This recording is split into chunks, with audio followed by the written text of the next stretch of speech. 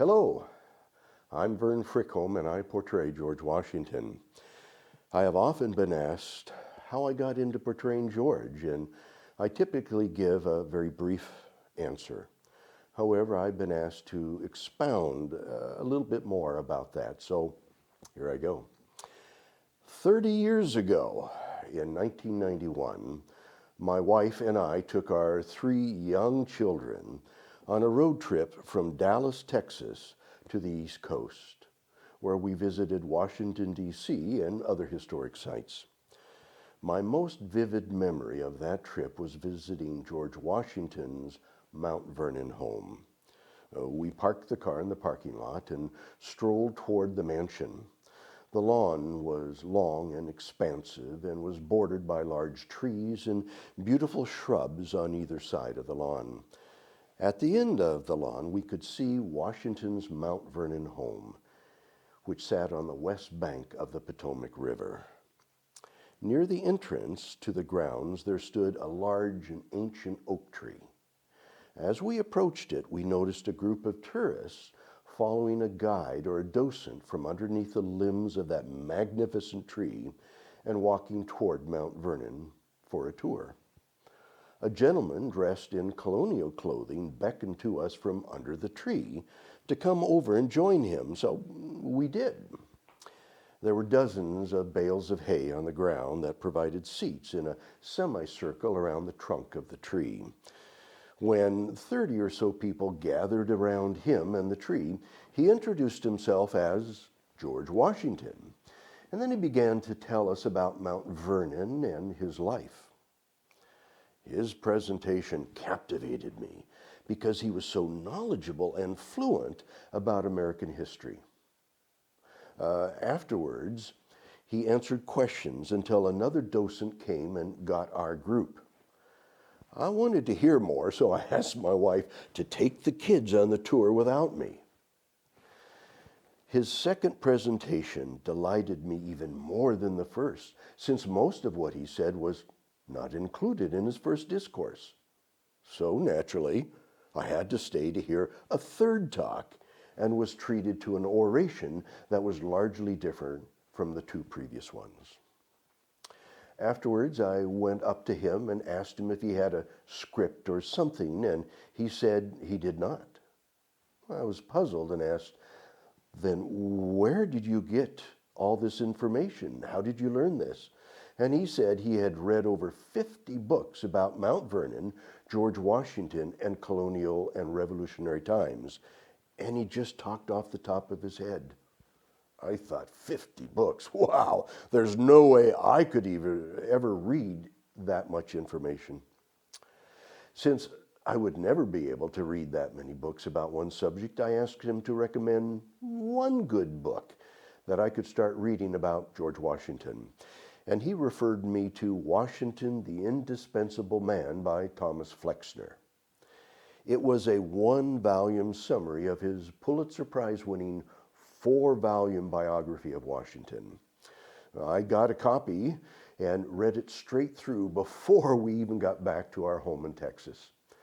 Then the life distractions of a job and raising 3 kids kept me from reading any more about George and the founding of our country. 20 years later, I read another book about American history, and that was 6 years after I retired. In March of 2011, I read in the local newspaper that a man who wrote a book about George Washington was going to speak at the George Washington Inn, a bed and breakfast near our hometown of Sequim, Washington. The exterior of the inn is a replica of Washington's Mount Vernon home and is located a mere 5 miles northwest of where I live. The building has the same 4,000 square foot footprint and is 2.5 stories, and the exterior finish is exactly like it was in Mount Vernon on the Potomac. And it faces on the south side of the Strait of Juan de Fuca, looking north toward Victoria, British Columbia.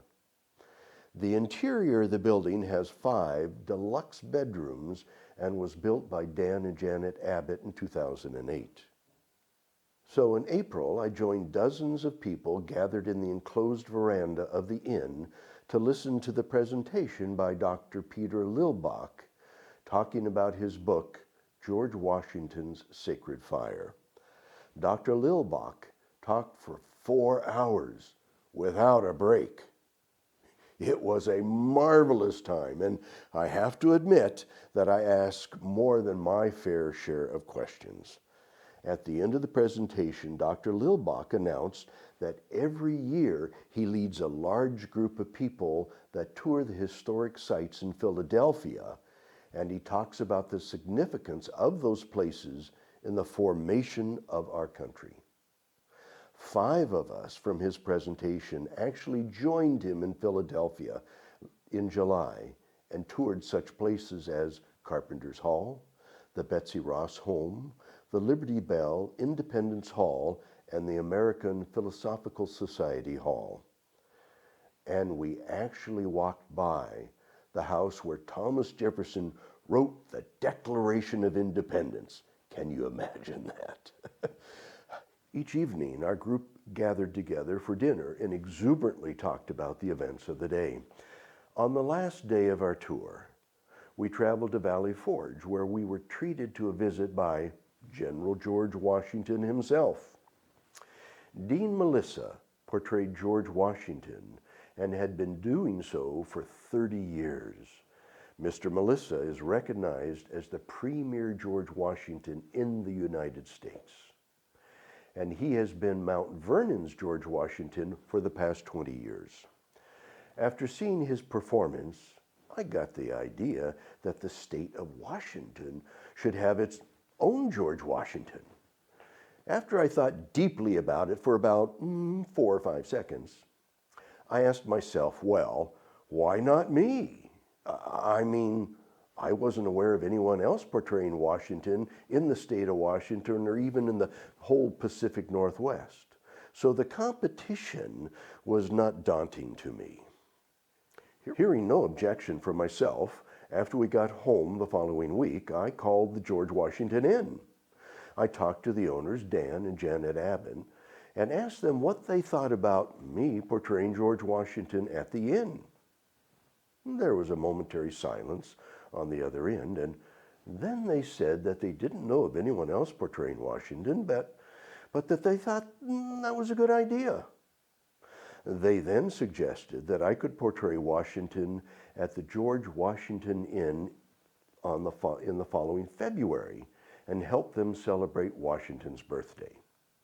They asked me if I would be ready in 6 months for the 2012 President's Day tease. If so, they would advertise that George Washington would be there. I took a breath and I said, I could do it. At the time, I had no idea what that preparation would involve, but I soon found out that it would not only take hours of reading books and articles to broaden my knowledge of colonial and revolutionary times, but it would also involve me trying to understand the man and his personality. In those early years of presenting George at the inn during President's Day, after everyone was seated for the tea, George would come out and welcome the guests and give some background information about the inn and about himself.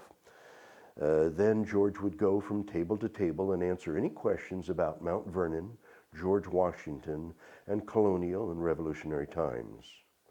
And in 2014, Martha joined George at the inn for the teas. And that is how I got started portraying George Washington.